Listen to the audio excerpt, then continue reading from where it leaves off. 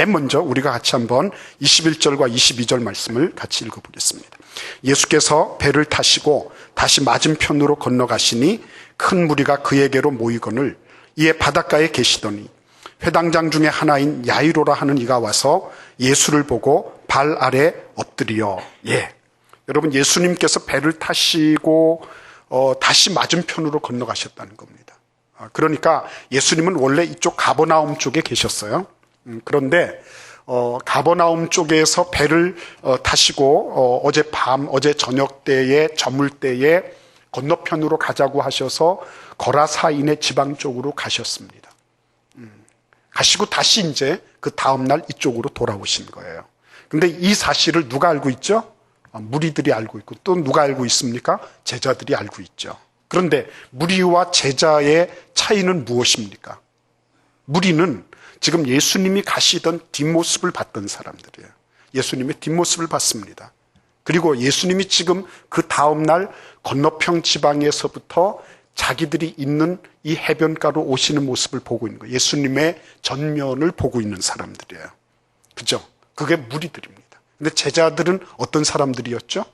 제자들은 그 사이에 무슨 일이 있었는지를 아는 사람들이에요. 그죠? 어떻게 아는 겁니까? 그 전날 이쪽 가버나움에서 거라사 지방으로 가실 때 얼마나 큰 풍랑이 일었는지 아는 사람이죠. 그들이 어떻게 구사일생으로 살았는지, 그런 천신만고 끝에 살아났는지를 명백하게 봤던 사람들이 제자들이에요. 그렇죠? 예수님께서 어떻게 그 광풍, 그 미친 바다를 잠잠하게 하셨는지 그걸 봤던 사람들이 제자들이었고요.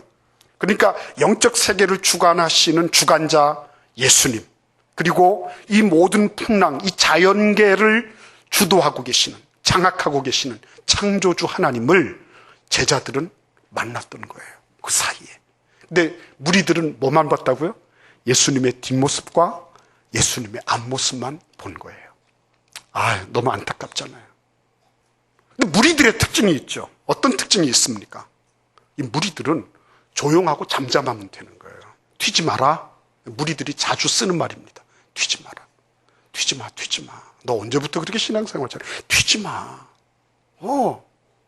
넌 지금 뭐 말씀 묵상, 그거 안 깨달아져. 안 깨달아지니까, 할 생각 하지 마. 하지 마. 왜 그렇게 튀려 그러니, 너? 네가 언제부터 그렇게 대단한 신앙인이었다고 그래? 저 누구 봐야. 다 그래. 이 무리들의 신앙은 그러기 때문에 평범함에서 지나치면 그것을 죽는다고 생각하는 거죠. 무리들은 그러기 때문에 항상 예수님께서 이렇게 말씀하신 것이 맞는 것 같아요.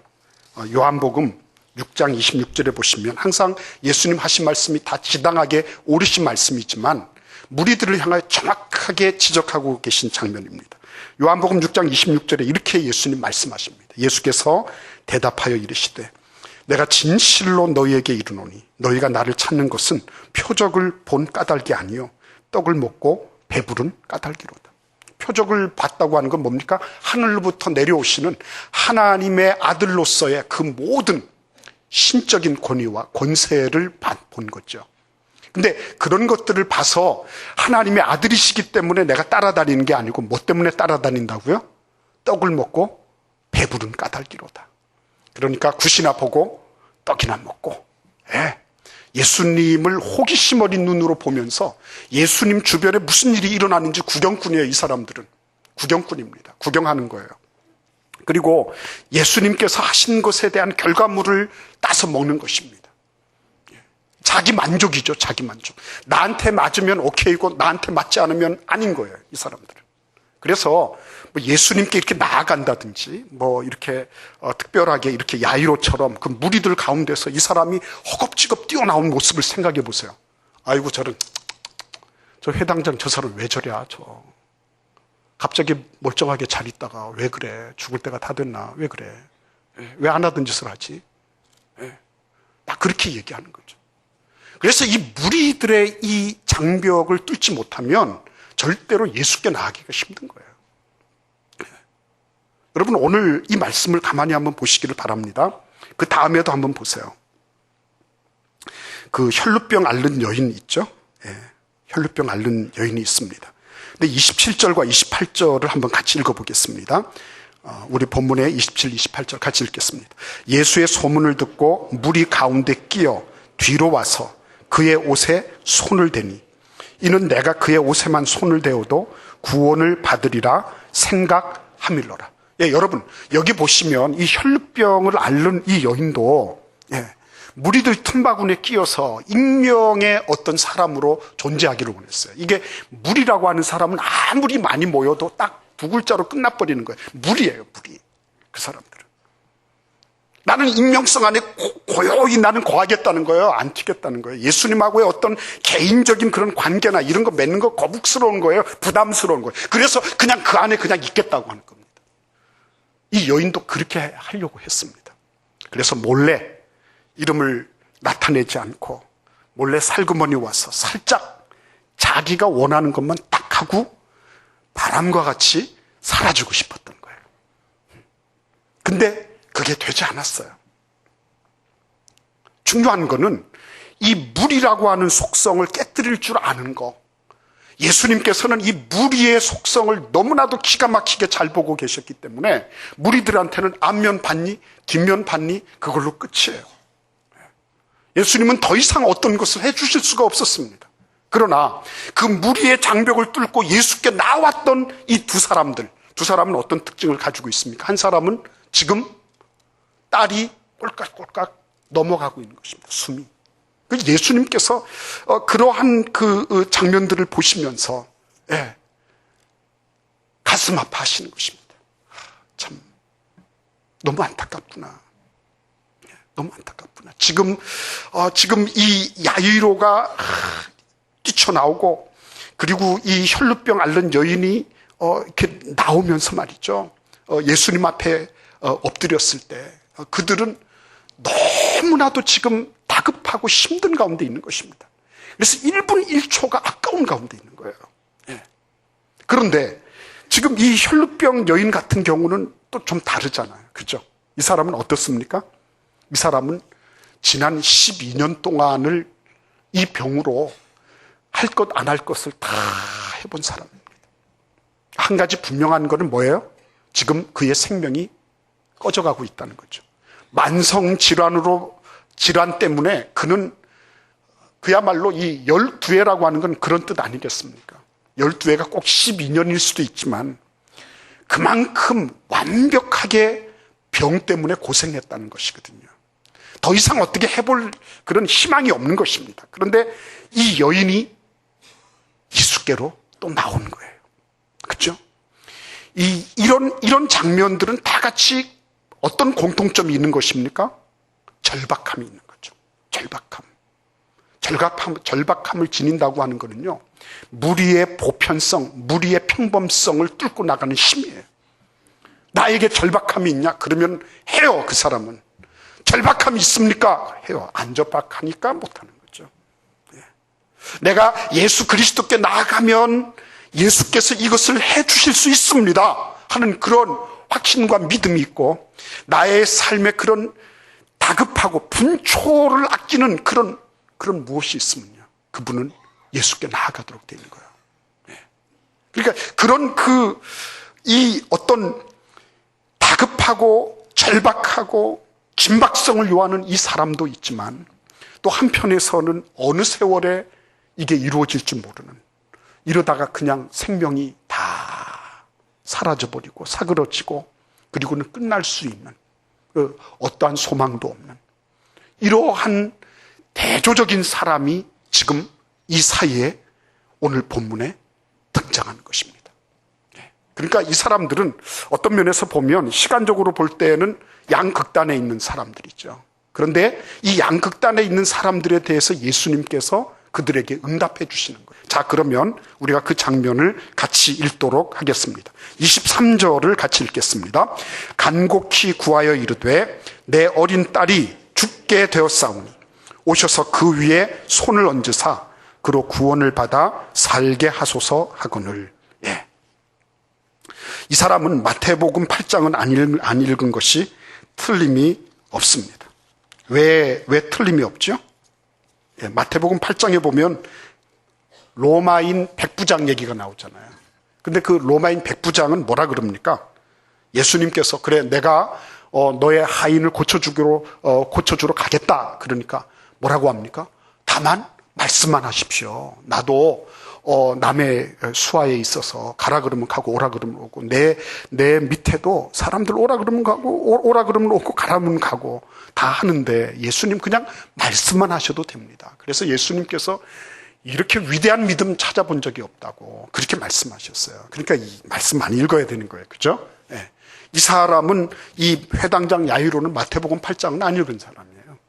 네. 그러니까 예수님한테 나와서 어떻게 하는 겁니까? 예수님한테 마치 뭐예요? 오셔서 오시는 것만 해도 대단한 거 아니에요. 그런데 오셔서 그 위에 손을 얹고 그 다음에 어떻게 해요? 그로 구원을 받아 살게 하소서. 마치 무슨 건축 10장이 작업 명령을 내리는 것처럼 또박또박 예수님한테 지시하듯이 얘기하는 거예요. 그러면 우리가 사극을 보면 어떻게 할 것 같아요? 무엄하도다 이렇게 할 거 아니에요. 감히 어느 안전에서 이렇게 할 거 아니에요. 그죠? 근데 예수님께서 그것을 들어주고 계신 겁니다. 저는 이 장면이 너무 감동이 됐습니다. 이 장면 너무 감동됐어요. 감히 어느 안전이라고. 예수님께서 살려주십시오. 그랬으면 예수님이 어떻게 하시든지 살려주실 것 아니에요. 그런데 손을 얹으시고 그때 당시 다들 손을 얹고 고치고 그러면은 로마 백부장은 왜 그런 말 얘기를 했을까요? 그죠? 그러니까 여러분, 이런 장면하고 그 다음에 또 보겠습니다. 그 다음입니다. 28절 말씀 같이 한번 읽어보겠습니다. 아까 읽었지만 다시 한번 읽어봅니다. 이는 내가 그의 옷에만 손을 대어도 구원을 받으리라 생각함일러라. 예, 그때 당시 보편적인 그 유대 사회의 그런 어떤 보편적인 그런 믿음 가운데는 어떤 훌륭한 랍비라든지 혹은 메시아의 옷자락을 통해서 능력이 전달된다고 하는 그러한 그 전설 같은 것이 있었어요. 그래서 그런 믿음이 이 여인에게도 있었던 것입니다. 그런데 한번 생각해 보세요. 지금 이 여인이 예수님한테 옷자락을 좀 만지겠습니다. 그러면서 소위 말하는 익스큐즈를 했습니까? 예수님, 제가 이거 만져도 될까요? 그죠? 우리가 뭘 하려고 해도 그 남의 거 막 쓰면 안 되잖아요. 그죠? 그러니까 예수님, 이거 이렇게 해도 되겠습니까? 예수님께 그런 거를 한번 청해서 예수님의 허락을 받은 게 아니에요. 나아가서 지금 이 여인은 어떤 여인이죠? 유출병 걸린 여자란 말이에요. 이 유출병이라고 하는 거는 자기만 부정한 게 아니라 거기에 닿는 모든 사람이 다 부정해지는 거예요. 지금 예수님이 어디로 가고 계시죠? 야이로의 딸을 살리려고 지금 가고 계시는 거예요. 그런데 이 야이로의 딸을 살리러 가시는 예수님한테 자기가 부정한 걸 알면서도 예수님의 옷고름을 잡으면 어떻게 되는 거예요? 그때 당시로서는 예수님 부정 타는 거예요. 예수님 부정 타는 거예요. 그 부정 탄 몸으로 그러면은 거기 가서 그 야이로의 딸을 살려주시겠다는 겁니까? 아니죠. 아니죠, 그게. 자기가 좀 힘들다 할지라도 조금 좀 기다렸다가 야이로의 딸을 살리는 것을 보고 그 다음에 이렇게 해야 될 거 아닙니까? 근데 인정사정 없는 겁니다. 굉장히 어떻게 보면 이기적이고 자기 중심적인 그런 신앙의 소유자인 것처럼 보여요. 그런데도 불구하고 예수님이 이 여인을 어떻게 하세요? 받아주시는 거예요. 놀랍지 않습니까, 여러분? 네. 놀랍지 않습니까? 네. 이 사람 보고, 회당장 야이로 보고, 당신 왜 그렇게 매너가 없어? 왜 그렇게 예수님한테, 예수님이 당신 지시받을 그런 사람, 그런 분이냐고. 네. 뭐라고 대답하겠어요? 너는 왜 이렇게 상식이 없냐? 그 혈루병 앓는 여인 보고도 얼마든지 그럴 수 있는 거죠. 그런데도 불구하고 예수님은 그런 거를 다 받아주시고 심지어는 아무 소리 하지 않으시고 야이로의 집으로 발걸음을 내딛고 계신 것입니다. 무엇을 의미하시는 거죠? 우리는 흔히들 그렇게 말합니다. 나는 그렇게 성경 지식도 없고 믿음도 없어요. 나는 이런 교회 여러 가지 것들을 아는 게 없어요. 나는 그리고 하나님 앞에 많이 기도해 본 적도 없기 때문에 난 기도할 수가 없어요. 그 얘기예요. 근데 여러분 생각해 보세요. 이 사람들은 지금 어떻게 하는 겁니까? 자기가 가지고 있고 자기가 알고 있는 그대로 예수님께 나온 거예요. 예수님은 우리의 있는 모습을 그대로 받기를 원하시지, 우리가 세련되게 대단하게 제대로 뭘 하고, 여러분 그 해변가에 털퍼덕하고 무릎 꿇고 앉아가지고 예수님 우리 딸한테 오셔서 손을 얹으시고 구원 받아서 살게 해주십시오 이렇게 구하는 그런 그 부정, 그죠? 그 아비의 그 마음, 그죠? 있는 그대로의 그 모습 예수님이 그대로 받으신 거예요. 여러분, 우리가 세련되게 대단히 학식이 있고 대단히 똑똑하고 뭐가 뭔지 다 알아서 앉아서 삼천리 서서 장천리 보고 말이죠. 그러한 존재로 예수님께 나아가겠다고 생각합니까? 그거 아니라는 거죠. 그거 아니라는 것입니다. 비록 투박하고 비록 몰라요. 마태복음 8장도 안 읽어봤어 이 사람은. 자기보다 더 위대한 믿음이 있는 사람 그런 거 몰라요. 그냥 단지 있는 그 모습 그대로 예수께 나아갔을 뿐이에요. 그런데 예수님은 그 있는 그대로의 모습을 그대로 받아주시는 것입니다. 그렇죠? 무리를 뚫고 나왔습니다. 무리의 평범성, 익명성, 무리 속에서 군집을 이루면서 자기들끼리의 삶을 이루려고 하는 이것을 회당장과 이 혈루병 앓고 있는 여인은 깨뜨리고 나왔습니다. 있는 모습 그대로. 있는 모습 그대로. 마찬가지예요. 우리 세상 살아가면서 다 그렇잖아요. 평범하게 살자, 우리. 모나지 말자. 그래, 주일날, 그래, 극성 피울 필요가. 재직 세미나는 무슨 재직 세미나냐. 오후 다 마치고, 찬양대 마치고 그러면 피곤하고 그러니까 가는 거예요. 평범하게 살다가 평범하게 가는 거고, 그런 거지, 대단하게 그렇게 모날 일 하지 마라. 여러분 기억하십시오. 우리는 급박한 일을 안 만났기 때문에 그럴 수 있어요. 우리는 긴급한 일이 없기 때문에 그럴 수 있어요. 그러나 모르는 것입니다. 인생은 알 수가 없어요. 인생은 내가 생각하고 내가 계획하고 내가 배열한 대로 가지 않더라고요. 모르는 것입니다. 자, 그래서 저는 오늘 참 놀라운 예수님의 모습을 보면서 예수님 앞에 참 감사를 드리고 이 말씀을 꼭 나누고 싶었습니다. 우리 다시 한번 이 23절 말씀을 같이 읽어보겠습니다. 간곡히 구하여 이르되 내 어린 딸이 죽게 되었사오니 오셔서 그 위에 손을 얹으사 그로 구원을 받아 살게 하소서 하거늘. 아멘. 여러분 그 다음에 28절과 29절을 함께 읽어보겠습니다.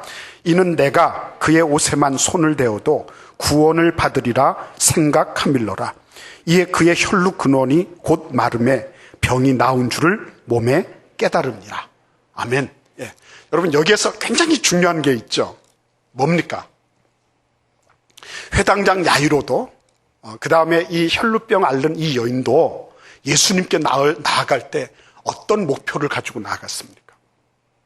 그냥 우리 딸이 식물인간이라도 좋으니 호흡만 하게 해주세요 이렇게 하면서 나갔나요? 아니죠. 예수님 제가 12해 동안이나 혈루병을 앓았어요. 피만 좀 먹게 해주세요 이렇게 하고 나갔나요? 그게 아니에요. 어떻게 하는 겁니까? 여기 보면 구원을 받아 살게 하소서. 호흡만 하게 해주세요. 이게 아니었습니다. 피만 좀 먹게 해주세요. 내가 좀 다른 거는 좀 없더라도 다른 건 좀 부족하더라도 피만 좀 먹게 해주시면 대단히 고맙겠습니다. 이렇게 가지 않았어요. 이들은 뭘 기대하며 나갔습니까? 이들은 자기들이 자기의 딸이 살아있는 모습, 자기가 12해 동안 고생해왔던 그 완벽한 기간을 의미하는 12해 기간 동안에 자기들이 실패하고 자신이 그렇게 좌절했던 그것을 예수께서 이제는 종결시켜 주실 것이다 하는 그런 드높은 기대를 안고 예수께 나아간 거예요. 이게 참 놀라운 거죠. 예수님은 그런 기대를 받으시기에 합당한 분이세요. 예수님은 그런 기대를 받기를 원하세요. 너 무슨 그런 말도 안 되는 목표를 설정했니? 야, 네가 내 모양을 알잖아. 네가 지금까지 실패해 왔으면서 나한테 올 때 네가 뭘 했다고 나한테 그런 높은 기대 수준을 가지고 왔니? 야, 낮춰. 이렇게 말씀하지 않았어요. 지금 내 딸이 조금 있으면 곧 죽을 건데 지금 구원을 받아 살게 해달라고. 야, 그런 언감생심 그런 국물부터 마시지 마라. 우리는 현실을 살아가는 사람입니다. 이렇게 예수님은 말씀하지 않으셨어요. 사단이 여러분들한테 그렇게 말할 겁니다. 기대 수준 낮춰. 신앙은 신앙이고 현실은 현실이야. 기대 수준을 낮춰. 교회가 별거 있겠니? 다 사람이 사는 건데. 너나 나나 똑같아. 목사나 누구나 다 똑같아. 여러분, 하나님 앞에 잘 들으십시오. 예수님은 이 여인한테 그렇게 말씀하십니다. 우리 같이 한번 읽어볼까요? 우리 34절을 같이 읽어보겠습니다. 예수께서 이르시되 딸아, 내 믿음이 너를 구원하였으니 평안히 가라. 내 병에서 놓여 건강할지어다. 여러분, 이 12의 혈루병 앓던 여인이요, 자기 나름으로 생각했어요. 거기에서 옷구름을 통해 가지고 그 능력이 흘러나오면 내가 살 거야. 그러면 나는 몰래 살짝 이렇게 피해서 나는 사라질 거야. 이런 옹골찬 꿈을 안고 예수께 갔다가 예수님께 다 발각이 되었습니다. 다 됐는데 그때 예수님이 뭐라고 말씀하세요? 딸아, 내 믿음이 너를 구원하였다는 거예요. 무슨 신통력으로 예수님의 옷자락에 있는 어떤 마법의 힘으로 고친 것이 아니라 너의 정신 똑바로 차리고 있는 의식이 선명한 가운데서 네가 예수님을 향하여 받던 그 믿음으로 말미암아 내가 구원을 받았느니라. 이렇게 말씀하십니다. 믿음대로 되는 것입니다. 믿음대로 되는 것이다. 예수님은 절대로 목표를 하향 조정하는 것을 원치 않으십니다. 내 입을 크게 열라. 내가 채우리라. 여는 만큼 내가 채우겠다고 말씀하시는 거예요. 그러니까 여러분, 참 놀라운 일 아니겠습니까? 그렇죠? 예수님께서 무리 가운데의 그 평범성을 뚫고 예수님과의 개인적이고 사적인 만남을 위하여 튀어나온 이 두 사람을 예수님이 다 받아주신 것입니다. 받아주실 때 이들의 모습은 자기들 나름의 신앙, 자기들 나름의 울퉁불퉁하고 서투르고 아직도 미숙한 그러한 모습의 신앙 그대로 나왔는데 예수님께서 한 가지 기대하시고 원하셨던 것, 그것은 뭐냐면 더 높은 기대 수준이었어요. 더 높은 기대 수준. 내 딸에게 손을 얹으사 구원을 받아 낫게 하소서. 내가 그 옷자락만 만져도 구원을 얻을 것이다 하는 그런 더 높은 목표 수준을 가지고 나왔을 때 예수님이 어떻게 하십니까? 예수님이 그 목표 수준대로 낫게 해 주시는 거예요. 여러분, 우리의 삶 속에 그런 은혜가 있을 줄 믿습니다. 여러분, 우리가 예수 그리스도 안에서 평범하게 그냥 대충 살아가는 그런 그리스도인이 아니고 예수님을 향하여 그 평범성을 깨뜨리고 무리 밖으로 나와서 있는 모습 그대로 예수님께 해변가든지 무리들 가운데 있는 길 한복판이든지 주님께 엎드려서 기도할 때 그때 예수님은 우리에게 틀림없이 그러실 거예요. 너의 목표 가장 높이 잡을 수 있는 것으로 나한테 간구해라. 이렇게 말씀하실 거예요. 그런 한 해가 되게 하실 줄 믿습니다.